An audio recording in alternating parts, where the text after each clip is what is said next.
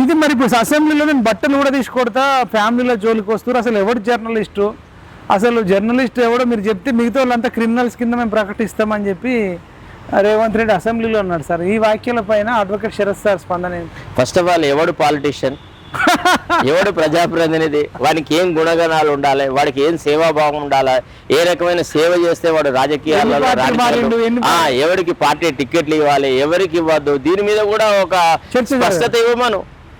పార్టీలు మారిన రాజకీయ నాయకుడు కింద చూడదు. అదే నీ గడియకు పార్టీ మార్చి గడియకు అబద్ధాలు ఆడేటోడు ఆయనకి ఏం నైతిక విలువలు ఉన్నాయని చెప్పి ఆయన సోషల్ మీడియా గురించి మాట్లాడతాడు.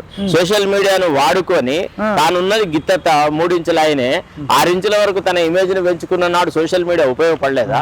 రేవంత్ రెడ్డికి అన్ని విషయాలు మర్చిపోయి మనం మద్దతు ఇచ్చినాం ఏకపక్షంగా. ఎందుకు?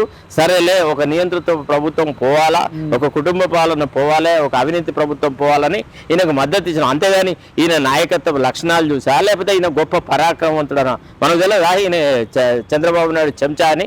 చంద్రబాబు నాయుడు తొత్తు సార్. ఇవాళ సమైక్యవాదుల యొక్క రాజకీయాలు నడుపుతున్నాడు తప్ప తెలంగాణ వాళ్ళ ఆశలకు కానీ వాళ్ళ యొక్క ఆలోచనలకు అనుకూలంగా ఈ ప్రభుత్వం నడవటం లేదు. బట్టలు కూడా తీసుకొడతా అంటున్నట్లు మాట్లాడచ్చు సార్. పిచ్చి ముక్క. ఇంకో విషయం అన్న, Revanth Reddy is not worth comment. ఏం చెప్పినాడు అంటే రాజకీయాల్లో ఉన్న మమ్మల్ని విమర్శించాడు. ఏం రాజకీయం చేసినావు నువ్వు? ఎప్పుడు చెంచాలు కొట్టుకుంటూ బతికినావు? నీది రాజకీయం ఎక్కడ? నువ్వు ఏ ఉద్యమాన్ని నిర్మించినావు? ఏ ఉద్యమ బాట పట్టినావు? ఎక్కడ పచ్చి corrupt fellow, totally corrupt fellow and totally characterless fellow. Revanth Reddy ఒక పెద్ద రాజకీయ నాయకుడని ఆయనకు అంత పెద్ద ప్రాధాన్యతనా? అవును, మేము అడుగుతున్నాం. ఫస్ట్ ఆఫ్ ఆల్ నువ్వేం మాట్లాడినావు? PCCI అధ్యక్షుడిగా ఉన్నప్పుడు ఎవరైతే కాంగ్రెస్ ఎమ్మెల్యేలు బీఆర్ఎస్లోకి పోయినావు రాళ్లతో కొట్టమన్నావు. నువ్వు ఎట్లా చెమట నువ్వు అదే పని చేసినావు. నువ్వు పార్టీని సర్వనాశనం చేయలేదా? కార్యకర్తలు నాశనం చేయలేదా?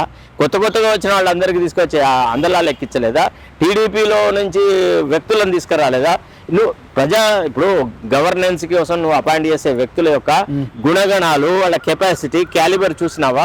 రాష్ట్ర ప్రభుత్వ ఖజానా మీద భారం వేస్తున్నటువంటి చాలా మందిని అపాయింట్ చేసినాడు కదా, ఈ అడ్వైజర్లను, వీళ్ళను బొద్దగడ్డగాళ్లను. వాళ్ళలో ఎవరికి క్యాలిబర్ ఉంది? ఏ టెస్ట్ పెట్టి చేసినావు? లేటరల్ అపాయింట్మెంట్స్ అన్ని ఇతరులకే పంచిపెట్టినాడు కదా.